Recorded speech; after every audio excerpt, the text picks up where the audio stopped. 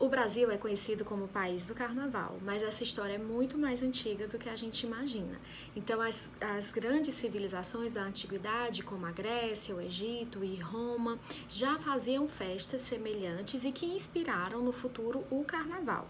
Essas festas eram associadas ao período de colheita, para celebrar esse período. Então, eram momentos em que as pessoas festejavam muito, comiam muito, bebiam muito e se entregavam aos prazeres da carne. O cristianismo acabou, de certa forma, incorporando essa tradição. Então, no ano de 590, foi instituído que os cristãos deveriam passar 40 dias dedicados a orações. 40 dias em que eles não iam beber, não iam comer carne, não iam fazer nada que fosse muito mundano, como se fosse um período de penitência e de reflexão.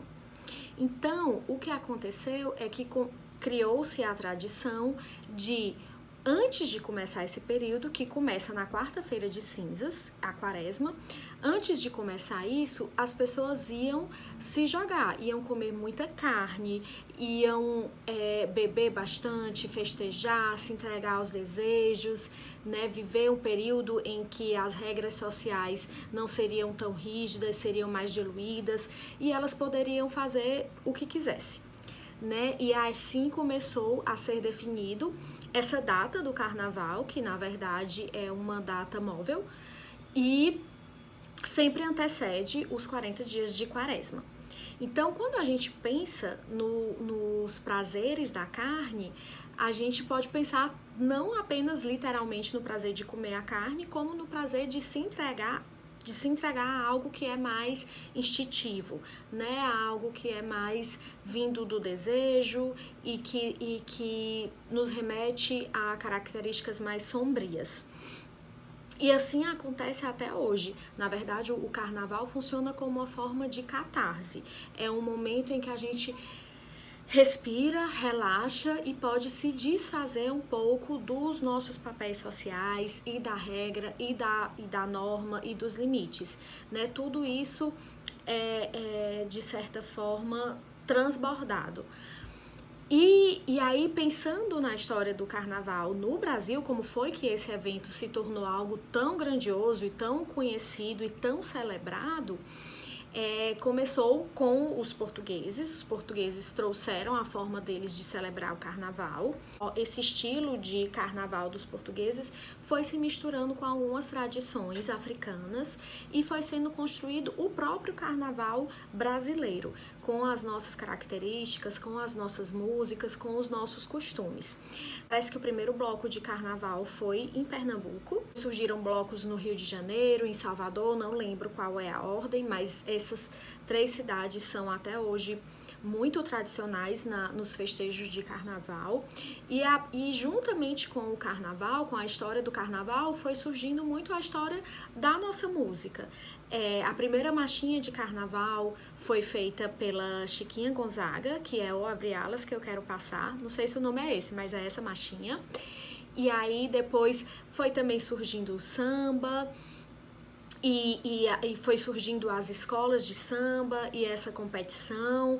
Foram surgindo também os blocos afro, que começaram na Bahia e depois se espalharam por outros lugares do Brasil, o frevo, e aí veio toda essa mistura, né, de ritmos e a festa foi se tornando cada vez maior. E por que a gente precisa tanto desses dias de carnaval?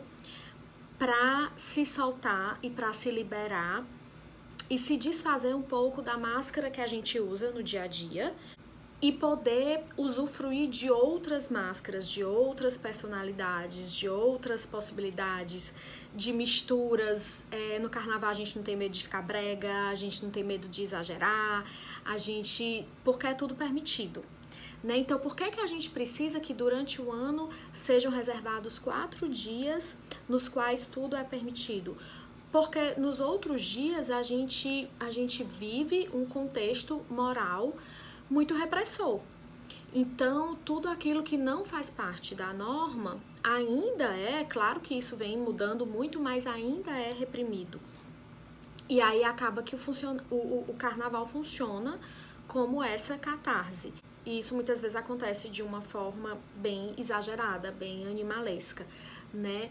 E aí é uma reflexão que a gente pode fazer é como a gente pode viver o carnaval no nosso dia a dia também. Como é que a gente pode se expressar de forma mais autêntica durante o resto do ano, para que a gente não possa esperar, a gente não precise esperar até o carnaval para se soltar mais.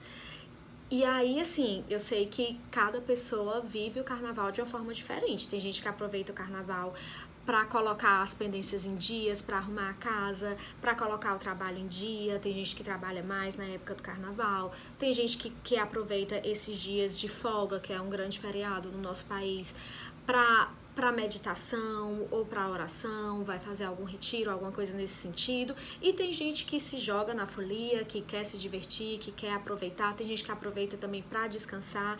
Então, independente da forma como você vai aproveitar o seu carnaval, nós da artesania desejamos um bom carnaval. E se você puder contar aqui pra gente o que é que você está planejando e o que é que você acha disso tudo que a gente trouxe hoje, vai ser muito legal.